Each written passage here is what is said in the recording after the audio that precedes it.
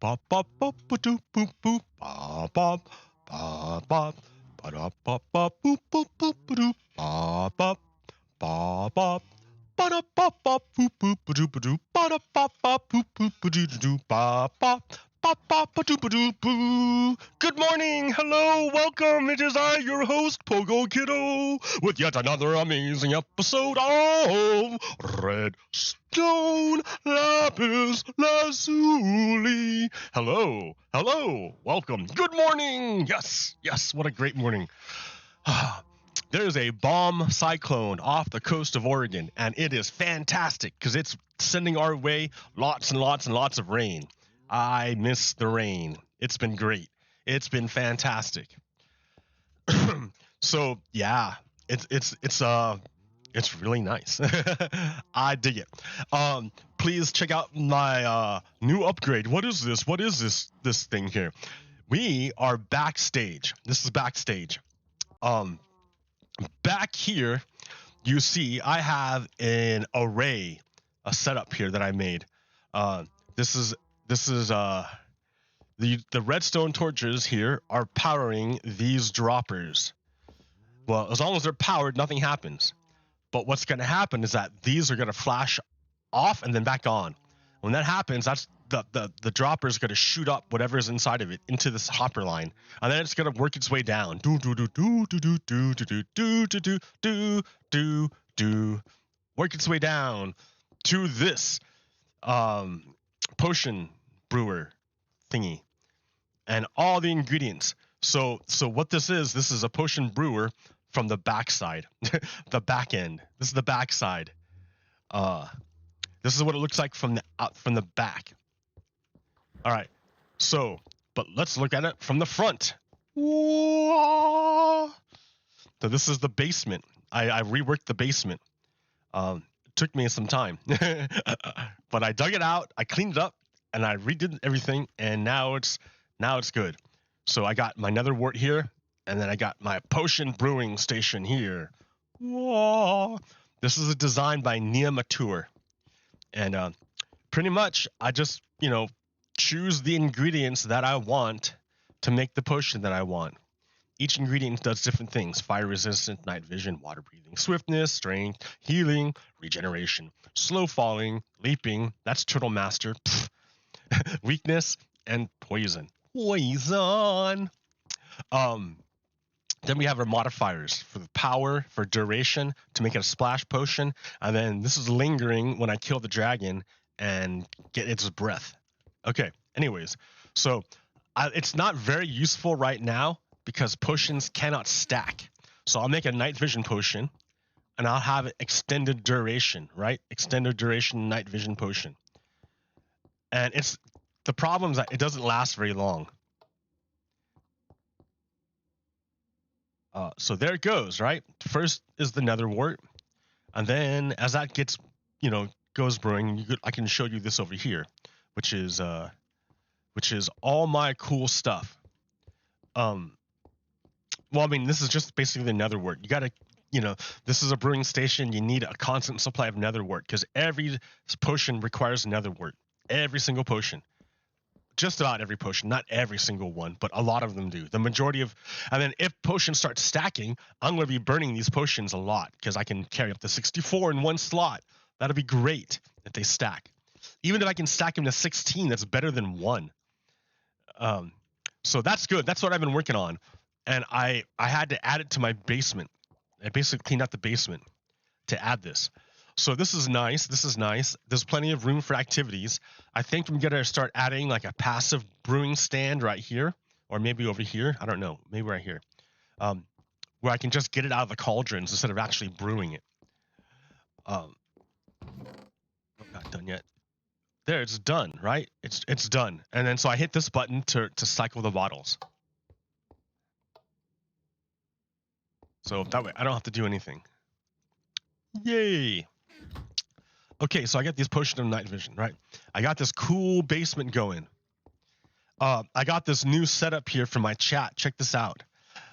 Welcome to my chat. Is it gonna work? Is it gonna work? It's not gonna work. Cap chat didn't show up, dude.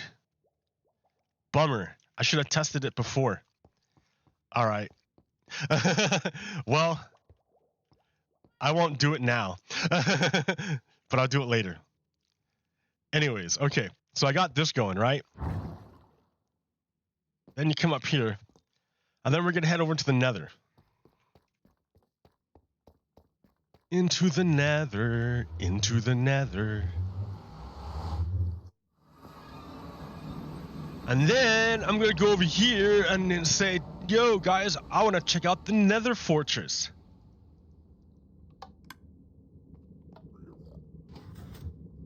Here we go. And look down there. Look at that big ugly square. Look at that big ugly square. Wow, what a nice ugly square. Look at that thing. We're not going there. Ah, ha, ha, ha, ha, psych! We're going here. We're going here. Oh man, what is this? What is going on?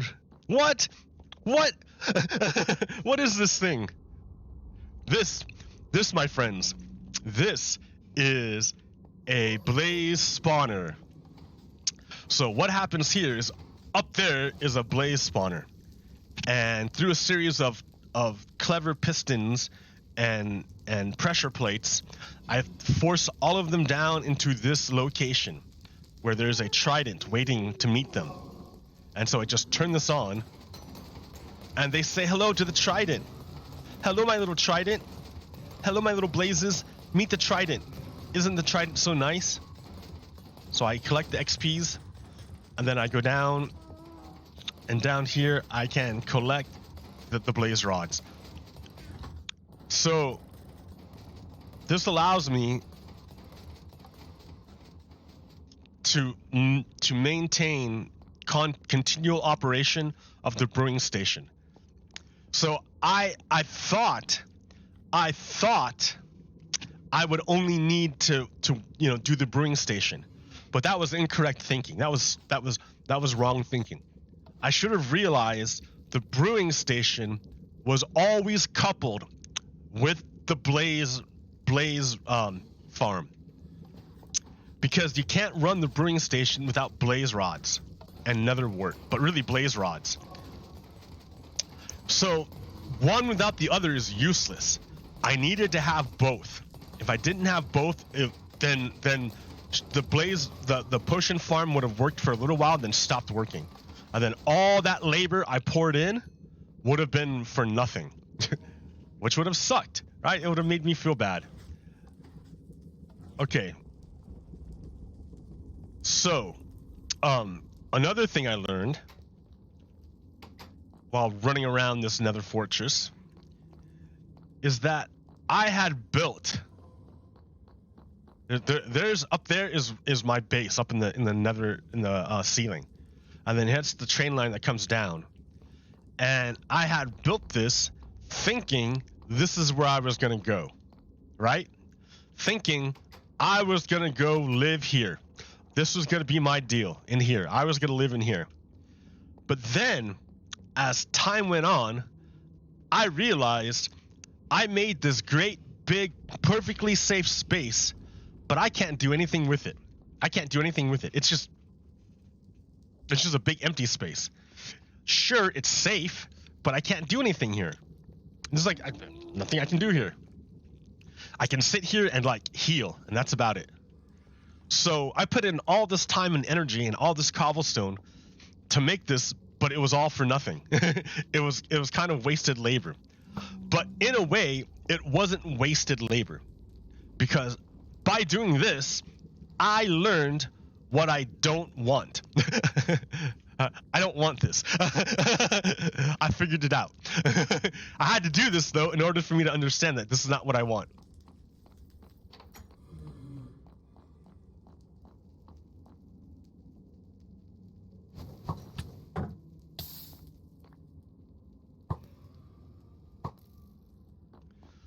So yeah, and then I had to like run around in the darkness for a real long time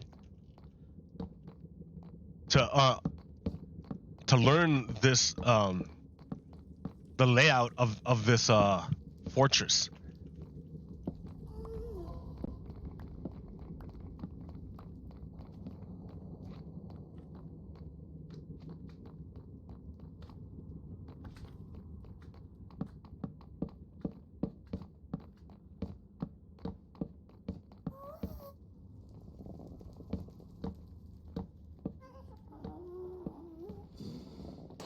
and it was a pain in the butt.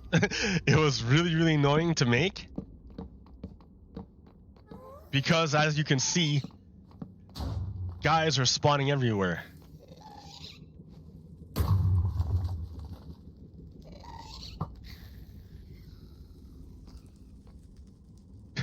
Oh well. And then they blow big giant holes and stuff.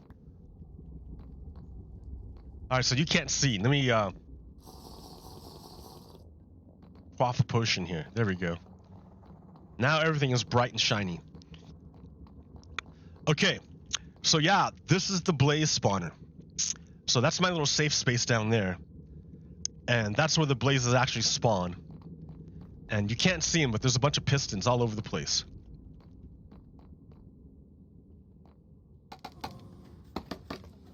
There's no roof. So the only thing that makes them go down is that, I don't know, they just don't fly down. Is because they see me go down there. They can see through the wall. They know where I am all the time. So yeah, they'll go up now because I'm up here. Ow. Yay for fire resist. But then they go down. Ah! And then they just fall down, unless I come out and show my face, and then they see me again. All right, get out of here.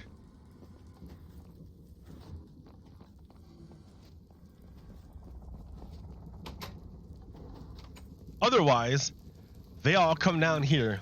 If I come down here, they come down here. And then I just, you know, I forget about them. And I sit back here. I drink my coffee. But yeah, first of all, I needed to make space. I had to make space. I couldn't do anything until I made space. And that took a lot of work. I had to clear out all the things I did not want and identified the things I did want. So that was the first part. Then the next part was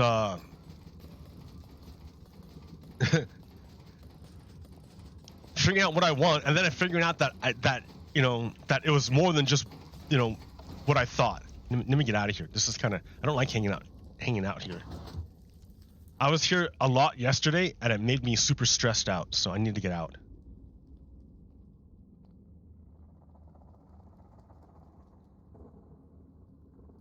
Hello, little fox. That's funny. He like guards the entrance to hell. Ha ha ha ha. All right.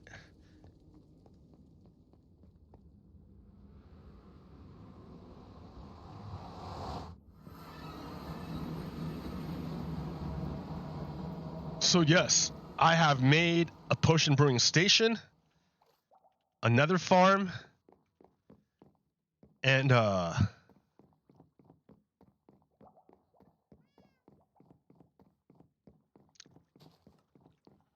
my wool farm continues to operate smoothly. I'll just sit and watch this. All right. Yeah. The thing is that this here is no good unless I get blaze rods. Unless I have that because look how it's powered, right? Every time it's powered by blaze powder. So every time you brew a potion, it burns up anything. If you put anything in there, it burns up blaze powder. And you get blaze powder from blaze rods. And you get blaze rods from killing blazes. So I needed a farm in order to keep this going. So one without the other is useless. They needed both to be made at the same time. It was a lot of work too. It sucked. It was a lot of work. Ugh. Yeah. There's a reason why I made the blaze farm off camera, because it was a pain in the behind. I was constantly interrupted by blazes and on the verge of death so many times. It was stupid, but it's done, and now it feels real good. It feels great. So what can I talk about? So um, there's been like, okay, so right now, the Joe Manchin, Kirsten Sinema, and Joe Biden are having talks all the time. Why? Why? Because Joe Biden is trying to push Kirsten Sinema and Joe Manchin into an agreement with the rest of the Democrats. All the pressure is on Joe Manchin and Kirsten Sinema. If anyone tries to tell you that it's the progressives that are causing the problems, all you have to do is look at and see who is Biden meeting with. Is Biden meeting with the progressives? Nope. Nope. He's good with them. He's okay with them. He's meeting constantly with Kirsten Sinema and Joe Manchin because those two are the problem. Those two are the issues. The entire Democratic Party is united behind Joe Biden except for Joe Manchin and Kirsten Sinema. And except for Kurt Schrader. Kurt Schrader is also like threatening to mess things up. So, if someone tries to tell you that it's the progressives who are messing things up, that tells you the person who's talking to you doesn't know what's happening. And they and any cartoons they draw are probably wrong. So, but wait a minute. If that's the case, why does it feel so polarized? Why are things so messed up? How come the Democrats are struggling so much? Well, if you talk to the center, if you talk to the I don't want to call them centrists because they're not really centrists, right? If you're leaning toward fascism, that's not really a centrist position. So anything that leans toward the Republicans is kind of like not a good idea.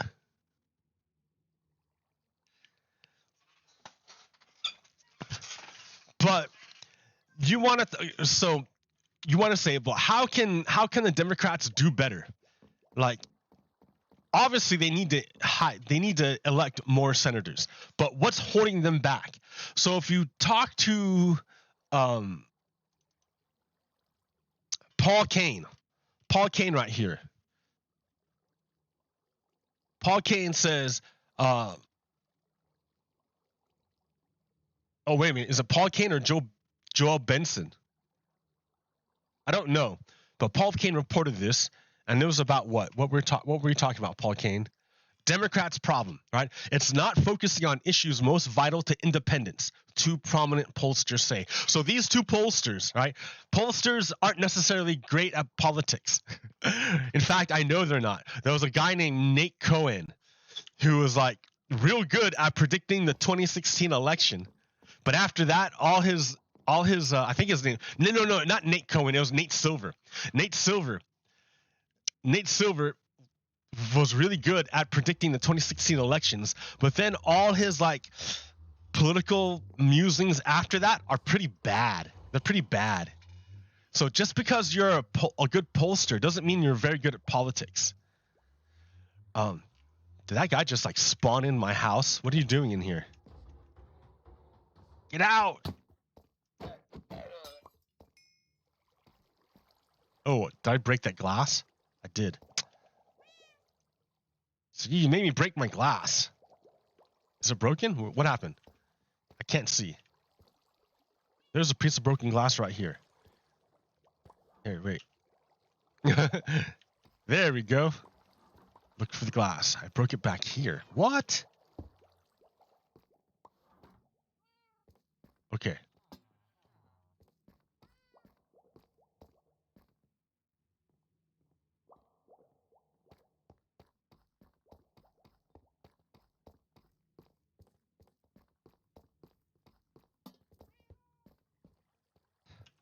So these pollsters are saying that the Democrats need to stop focusing on Democrats and focus on independents.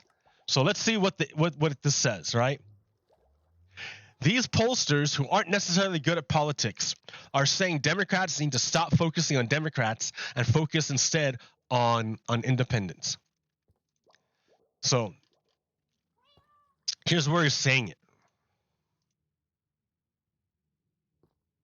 And now Democrats in Washington are crafting a multi-trillion-dollar agenda that focuses on expanding access to health care, battling climate change, and providing better child care, all financed by taxing the wealthy. But that menu does not quite match the interests of independent voters who choose economy, inflation, jobs as their top concern, with immigration and border security close behind, and then COVID-19 pandemic recovery. So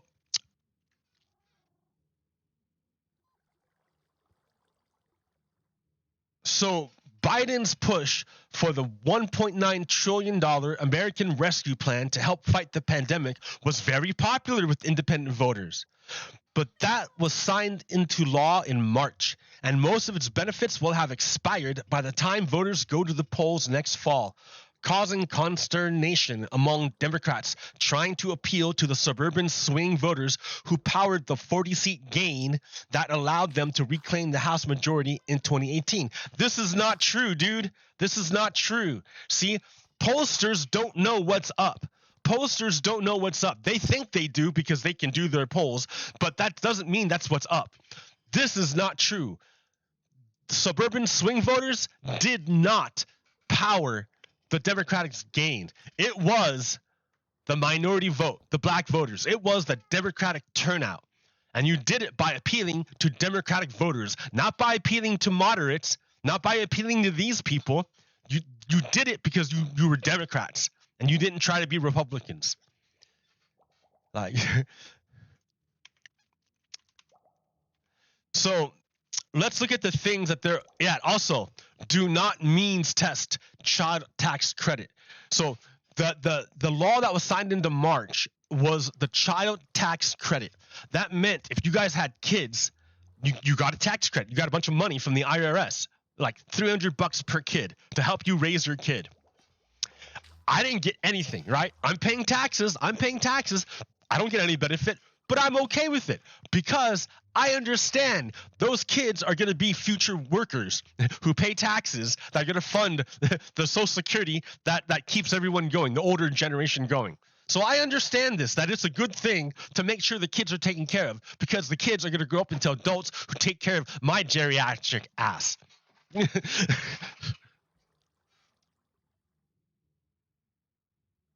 I'm okay with it. But when you means test, what that means is you put a burden on the people to prove that they need these benefits. When you do that, you create this entire bureaucracy behind it they don't actually do anything. They just, do the program, which is to, make sure these poor people really, really, really deserve the benefits they're getting instead of just taxing it at the back end like you should be doing.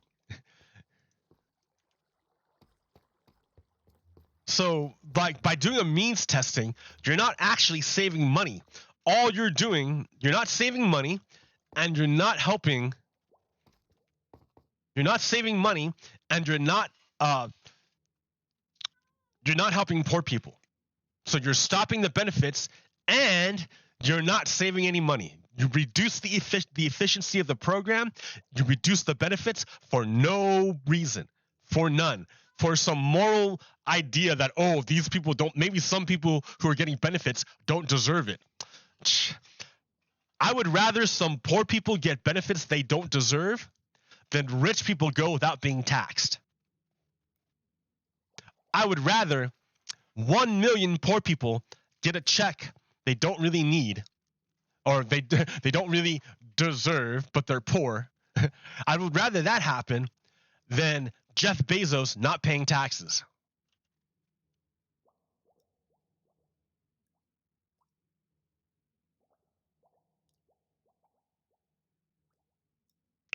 I would rather poor people get money, maybe a little extra money, maybe a couple hundred extra bucks more. Oh boy, than Warren Buffett paying 0.1% tax rate. A billionaire paying 0.1% tax rate. Elon Musk, his wealth is, I think, at $200 billion right now. His tax rate is 3.2%. My true tax rate is like 15%. He pays, all these billionaires pay way less than me. I would rather poor people get extra little bit money than these billionaires not pay their taxes. Because I know those poor people who get a little extra money they maybe don't need, they're going to spend that money. And that money is going right back into the economy. That right back in. Money is like blood. It's only good when it's moving. When you give money to rich people, it just pools and stagnates and does nothing. When you give money to poor people, they spend it and it flows. It moves. That's velocity. Your economy is moving. It's pumping. It's going. Everyone gets a little taste. That money is servicing everybody. It's touching everybody. But when you give it to a billionaire, it only goes to the billionaire's pile and sits there. Dude, I would rather poor people get extra money they maybe don't deserve, but whatever, then these billionaires not get taxed.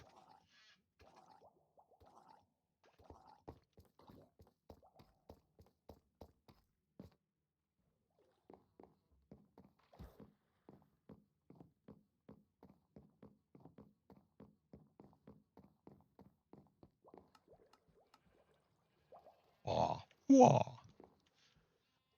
Okay.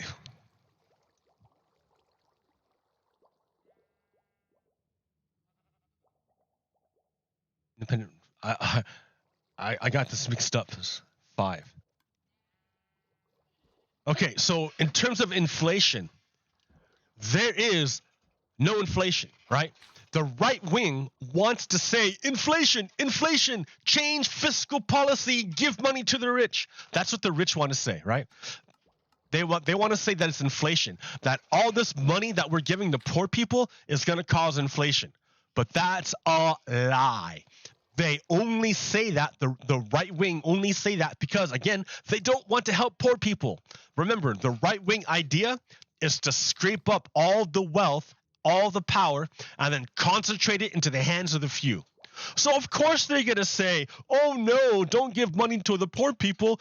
Inflation will happen. Well, here, let's look, right? No. That big fat inflation that seemed like it was due to inflation, that big fat price increase we thought was due to inflation was in fact not due to inflation. It was due to supply chain issues. And you can see that because core inflation, the price has dropped a whole bunch, which shows you it's not about the money that you're giving to poor people. It's about supply chain issues. It's about not having truckers or dock space or dock workers or longshoremen or dispatchers or whatever you need, or like stalkers, like warehouse workers, whatever, right? It's supply chain. It's supply chain. So check it out, right? Biden did some deal to get the cargo working 24 hours a day. They just pretty much made extra shifts.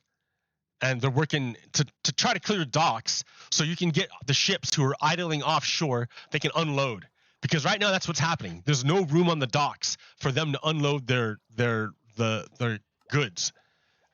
So Biden is trying to ease the bottlenecks in the supply chain. So, since the Biden administration negotiated a deal to get the Port of Los Angeles to operate 24/7, the percent of cargo sitting in docks for 13 days or longer has been cut in half in under a week. So that points to supply chains, not inflation, but supply chain. Therefore, you want to give money to poor people. It's not increasing inflation. It's not increasing inflation. What it is doing is it's decreasing human suffering. It's keeping people in their homes. It's paying those bills. It's keeping food in people's bellies. It's like it keeps that car running so you can go to work. That's what the money does when you give it to poor people. It doesn't sit in a bank account and get fatter and stagnate. Like, so here's the thing, right? The conundrum Biden faces is familiar. The individual pieces of this massive agenda are popular, but the package is either too big for voters to comprehend, or the price is so high that it sounds scary. So here, let's go down here. A different analyst, Richard Thau, who oversees the Swing Voter Project, ran a mid-October focus group of a dozen voters who supported Trump in 2016, then voted for Biden in 2020, showing the voters 7 proposals inside of the still emerging legislative proposal. All 12 respondents want Medicare to negotiate the price of prescription medications. Right? So right now, the government is forbidden from negotiating the price of drugs with pharmaceuticals. It's the only government in the world that's forbidden. That's why drugs cost a lot of money in the United States when they don't cost a lot of money in other countries. Because other countries use their whole government to negotiate. Where in America, it's illegal for the government to negotiate. So even independents think that government should negotiate drug prices. So 11 of 12 supported expanding Medicare to offer hearing, dental, and vision services. I mean, whoever came up with the idea that vision, dental, and hearing are not health related? I mean, are teeth luxury bones? I mean, can you live without teeth? I guess you could still work technically without teeth, but man, that's awful. What a terrible society we are if that's what we do to our people. So the same number, 11 of 12, supported various clean energy and climate provisions. 10 of 12 supported providing child care and universal pre-K. So the package is mostly supported, massively supported. It's massively supported. The only one that was not supported so much by the independents was extending the child tax credit into 2025. That's like giving money to poor people. So independents have a problem with giving money to poor people because they don't understand it. I think that's what it is. They've been brainwashed into thinking there's a moral component to it when there isn't, when there is not a moral component at all. So, but just three of 12 voters in the focus group thought all 7 items should pass. So when you give them each individual, they all like it. They're all, yeah, that's great. That's great. That's great. That's great. That's great. But then when you put them all together in one big, they're like, no, can't do it. Why are we doing it then? Why are we doing it why are we doing it in the gigantic package instead of individually the way people want to? Joe Manchin. Remember, Joe Manchin does not want to return to regular order. Joe Manchin is doing everything he can not to return to regular order. In regular order, you could debate each of these individually and pass individual laws, individual bills. However, with the filibuster, that makes that impossible. You can't do it. You cannot do it because Republicans block debate on everything. So you can't do it. Joe Manchin won't let you do it. So instead of doing this the way that everyone wants to individually, we're doing it the way Joe Manchin wants. Joe Manchin wants a gigantic package. Joe Manchin wants this huge deal, right, that you cannot filibuster. He wants the huge deal because he wants the filibuster, right? So Joe Manchin is forcing this huge deal through instead of going through individually. Now, maybe Joe Manchin doesn't really want to reach out to independents, and that makes sense, right? Joe Manchin lives in a red state. I believe it's a red state. So I can understand maybe Joe Manchin doesn't want to at all talk to the independents. Joe Manchin hates independents, right? So he wants to talk to the Democrats, Joe Manchin, right? And he says, okay, Democrats, independents want me to do this separately, but I don't care about them. I don't care about what the independents want. Joe Manchin, I want to do this in one big package. And I know what I'm hearing, what all the Democrats want, but I don't care what you want, Democrats. I'm going to do it my way. So Joe Manchin's not going to listen to the independents and do it individually. And he's not going to listen to the Democrats and give them what they want in the bill. He's going to do his own deal because Joe Manchin's an asshole. Now, Joe Biden said, oh, Joe Manchin's my friend. Joe Manchin's my friend. He's a nice guy. Of course he's going to say that because he's in negotiations. I'm not in negotiations. I can call it like it is. Joe Manchin's an asshole.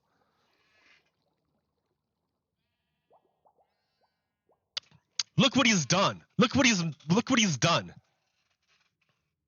Joe Manchin's an asshole.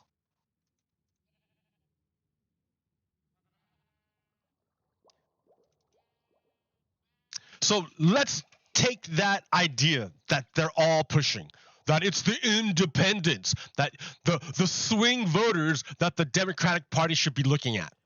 I don't believe it, right? I think it's bullshit. I think you should not be looking at the independent voters. I think that's bullshit. But let me support what I'm saying, right? I can't just say that. Let me support it. All right. So in 2020, Biden won the popular vote with 81 million votes. And Trump only got 74 million votes. So 81 million votes, 74 million votes. The difference there being what? Oh shit. Well, 7 million votes. 7 million votes. Is that the swing vote? Well, if you listen to the pollsters, that's who that. And you listen to Joe Manchin, sort of. Joe Manchin doesn't really make sense. That's who you should be pointing toward, right? But wait a minute. Oh no. Despite record turnout, 80 million voters didn't vote. They did not vote. So the pollsters are telling you, go after those 7 million people who are like wishy-washy. And I'm telling you to go after the 80 million people who didn't vote. What do you think is easier, winning over 3.5 million people who are wishy-washy, or reaching out to the 80 million people who didn't vote and getting them to vote? Which do you think is easier? Which do you think is a better plan? Who are these non-voters, right? Let's go check it out, right? There are strong socioeconomic correlations between voting and non-voting. Non-voters tend to make less money, have lower levels of education, be less likely to own their own home, and less likely to be married. So they're single, they're working class, high school education, and they're not registered. They're single, working class, high school educated, not registered. They're also tend to be young Latinos who are uninterested in politics. So how do you get people interested in politics? How about doing the things they want? Like actually listening to them and then doing the thing they want. That's a great way to motivate people. That's a fantastic way to motivate people. That's what won the election in 2020. It wasn't appealing to the middle class. It was getting out the vote. That's what won Georgia. It wasn't reaching out to the middle. It was reaching out to the Democrats and inspiring people who wouldn't otherwise normally vote. You've got to get people involved in democracy. Stop fighting over the wishy-washy middle and go after the people who have given up and inspire them and bring them back into our family of democracy. Bring them back in. The more people we get in, the stronger it is. Stop reaching for the middle. Go after, be true to who you are. Because when you're true to who you are and your light shines through, people will see and be inspired and then join. Don't listen to the pollsters.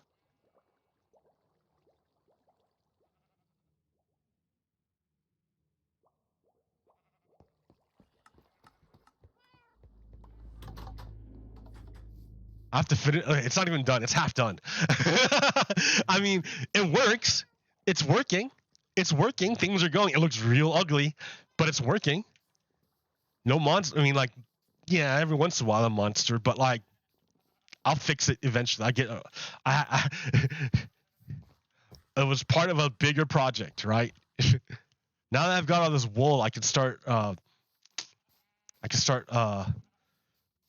Going to the Nether, or like covering more of the Nether, carpeting the Nether. Actually, carpet's maybe a bad idea because it burns.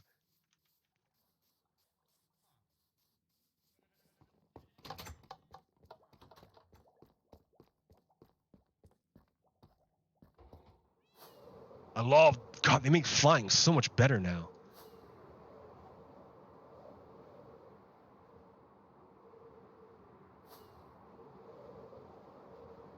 It's so nice to fly.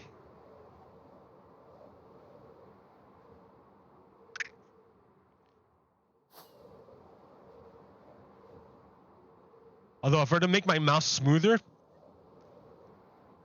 I think it makes it laggy and I get angry. But I might have to just for the camera smoothness.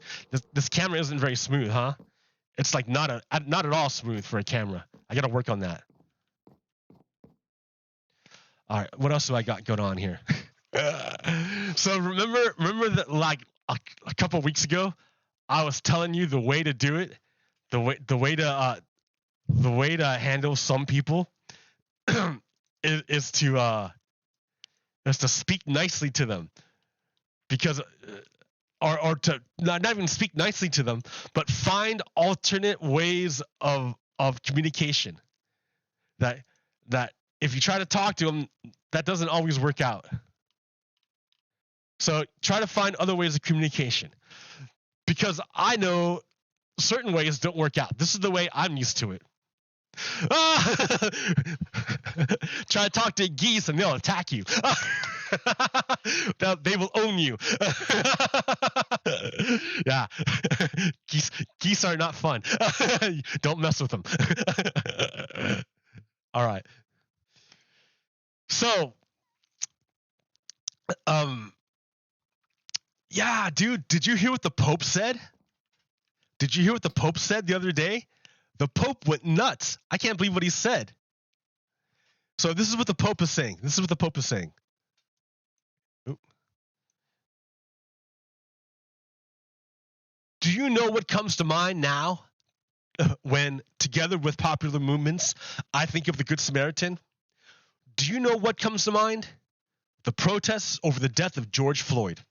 It is clear that this type of reaction against social, racial, or macho injustice can be manipulated or exploited by political machinations or whatever. But the main thing is that in that protest against this death, there was the collective Samaritan who is no fool. This movement did not pass by on the side of the road when it saw the injury to human dignity caused by an abuse of power.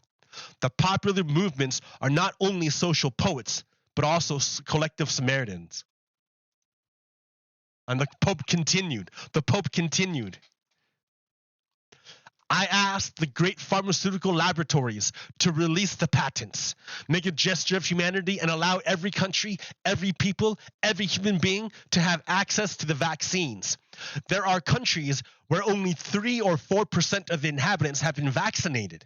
In the name of God, I ask financial groups and international credit institutions to allow poor countries to assure the basic needs of the people and to cancel those debts that so often are contracted against the interests of those same peoples. In the name of God, I ask the great extractive industries, mining, oil, forestry, real estate, agribusiness, to stop destroying forests, wetlands, and mountains, to stop polluting rivers and seas, to stop poisoning food and people. In the name of God, I ask the great food corporations to stop imposing monopolistic systems of production and distribution that inflate prices and end up withholding bread from the hungry. In the name of God, I ask arms manufacturers and dealers to completely stop their activities because it foments violence, and war. It contributes to those awful geopolitics games which cost millions of lives displaced and millions dead. In the name of God, I ask the technology giants to stop exploiting human weaknesses, people's vulnerabilities for the sake of profits, without caring about the spread of hate speech, grooming, fake news, conspiracy theories, and political manipulations. In the name of God, I ask the media to stop the logic of post-truth, disinformation, defamation, slander, and the unhealthy attraction to dirt and scandal, and to contribute to human fraternity and empathy with those who are most deeply damaged.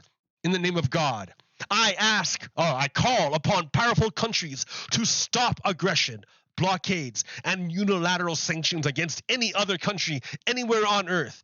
No to neocolonialism. Conflicts must be resolved in multilateral fora, such as the United Nations. We have already seen how unilateral interventions, invasions, and occupations end up, even if they are justified by noble motives and fine words. This system, with its relentless logic of profit, is escaping all human control. It is time to slow the locomotive down, an out-of-control locomotive hurtling toward the abyss. There is still time.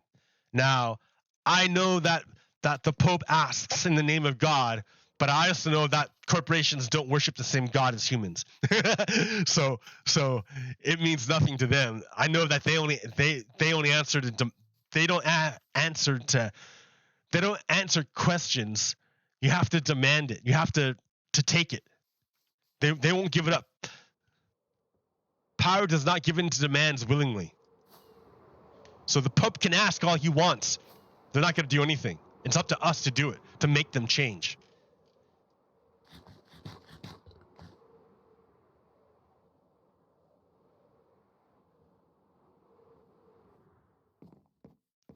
All right, here. What else do I got here?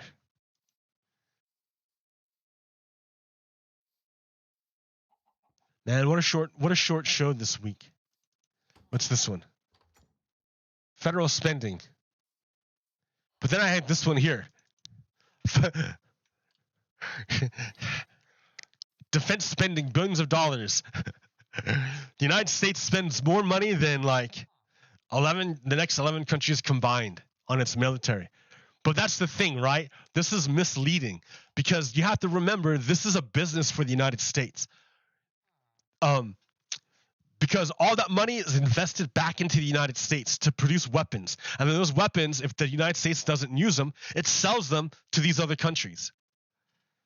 So it's like a business for the United States.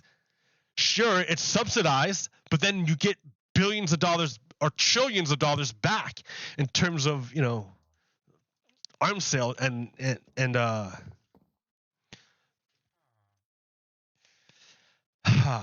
I don't know. Okay, so here's what I want to end with. I'll end with this one. So remember this one, right? I did this one a few weeks ago. So when we first started, it was like this. No, no, no, no, no, no, no, no, no, no, no, no. Yes, finally, a budget, right? The budget was Bernie Sanders, we need $6 trillion. And Republicans say, okay, we'll give you 650 million. Or 650 billion. So the Democrats said, okay, we'll compromise and go in the middle, 3.5 trillion. And then Joe Manchin says, no, I'm a Republican. We need to get closer to Republicans. Republicans want 650 billion. We have to get closer to this. So Joe Manchin drags the Democrats closer to the Republicans, and I think it's getting closer now to 2 trillion.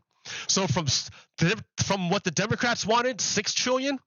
To what the Republicans wanted, 650 billion, Democrats control, we moved it to more than half towards the Republicans. So that tells you who has the most power in Congress. Well, no, because if the Republicans had power, the bill would never get passed. Right. But even without the power, Republicans are still able to pull the number closer to what they wanted. and further away from what the Democrats wanted. That shows you the power of the Republicans. Even though they have fewer voters and fewer seats, and they don't have the presidency, they have outsized power. They're able to change the budget to reflect their values and not Democratic values because of Joe Manchin. So when Joe Manchin says, I'm not a Republican, I'm like, I don't know, dude. You negotiate pretty good for them. When Joe Biden says he's not a bad guy, I don't know, dude. He negotiates pretty good for the Republicans. But it's coming together, right? It's coming together. So the budget was a bitch, but we got it done, right? So now we're working out the framework. What programs are we going to pay for with all of these funds that we're going to do? And then how are we going to allocate these funds? So we're going no. And then finally, we're going to get, by I think Monday, we're going to get to the framework. We're going to get a framework of like 2 trillion, which is so a total of like 3 trillion, which is like way less than we need, right? We're spending like billions like, yeah, billions on defense a year, but like nothing on our own stuff. So once we get to Monday, we're going to go through no when it's finally passed. And when it passes, it's going to be pretty amazing because they're going to pass both the reconciliation and the infrastructure bill at the same time. It's going to be insane. So this is coming up on Monday, and then we're going to get to this painful part. So hang in there, guys. Hang in there. We're doing it. We're getting there. We're getting there. But don't listen to the pollsters who are telling you to go to the middle. Ignore the pollsters. I'm telling you, motivate your base. Motivate your base. Ignore the moderates who are wishy-washy and go for your base. That's who you need to motivate. Because when you motivate your base, the moderates will see.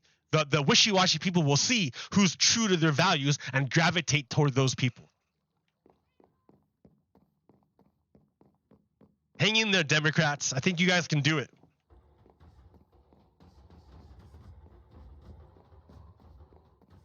And then we have the other problems to deal with, but let's keep it going. Oh, dude, what else is going on? All the strikes happening all over the country. Dude, John Deere, Kellogg's, Kaiser is on strike. Who else is on strike? Just all over the place they're striking, and good on them. Good on the workers for striking. That's what they should be doing. When I shop at Winco. I went to Winco, and there was a cashier who was complaining that people didn't want to work. I'm like, cashier, this is a worker-owned store. What are you doing complaining that people don't want to work? You should be supporting your fellow worker and saying they should be paid more, because they should be paid more. Workers need to be paid more, especially when we have billionaires who aren't paying any taxes. Of course they should be paid more. Like, we shouldn't have billionaires. Jeez. But, you know, some people, I don't know. People just don't know what's going on sometimes. I think it's social media. I think there's a big study coming out, a big scandal coming out about how Facebook and Google teamed up together to trick people and make money. I knew it. All right. I think that'll do it for me for today. I spent so much energy building all this stuff down here in the nether that I'm a little bit tired, and I just don't know what to say. I streamed a lot this week, so I'm kind of burned out, I think. But I got a bunch in, right? I got the dual thing. The Blaze farm and the potion brewing station. So it was a lot of work. I got to give myself credit. Okay, America, I think we're getting it done. Just hang in there. Keep your eyes open. Take care of yourself, because it's a marathon, not a sprint. You got to keep yourself going. Okay, until next time. Peace. Pogo Kuro out. Stop.